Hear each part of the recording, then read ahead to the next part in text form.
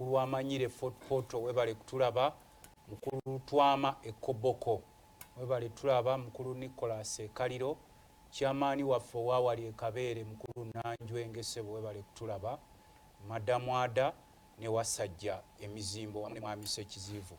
Kati ekisooka abatufuga tebalina nsonyi. Bwosibula bwotyo? Bantya kumaliriza mu dakiika yange emu. Abatufuga tebalina nsonyi.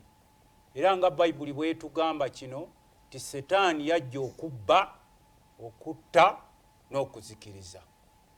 Naye kino njagala kukibagamba. Ne bwe munatta bannansi si kye kigenda okubawangaaza mu buyinza. Abaana be muwamba ne mutta, mukulu Museveni ne bannonze ne mubaka wa Parliament. Mu protectinga families zammwe. Bwe muba mwagala ttaka, especially wano mu Buganda, grab it nga bannammwe balabwe bali tutte. You should stop killing innocent people. You should stop kidnapping our people. Kubanga abavubuka bano be muwamba be mujjuza amakomera, emirambo negigwa, mwagala kutugamba state teriwo, kubanga ekibeezaawo state is to protect citizens. Tubawo omusolo otukuuma, ne mugula miigi ne mugula buli kimu, ebyo bisobola kukuuma bamwe. Kamera ziraba banuupu bano abaleeta emirambo ne bagisuula bo tezibalaba. Ngamba gwe wa security mukulu gwe eyagamba mbu we shall kill them, nawe agamba we shall crush them. Tomanyi olwaleero muyinza okuba mulina obuyinza naye nkya si mmwe mubulina ate nga nammwe muzadde abaana batabani bammwe ne bawala bammwe be mulabirira. Oweekitiibwa President Kyagulanyi agamba ebigambo bino byenjagala mu biwuli. Yagamba sigenze mu kooti kuwangula nga bwendaba bakadde abo bafaanana, naye ngenze okubalabisa. Nali sisuubira nti Ssaabalamuzi w'eggwanga nga muli mu kamera osobola okuwamba efayiro ya muno n'akaaba wo n'agiwambye n'olagira amasannyalaze bagajje ku ssebo. Kino maliriza nakyo, kino maliriza nakyo, kuba kino maliriza nakyo ssebo mukama wange, kubanga newakubadde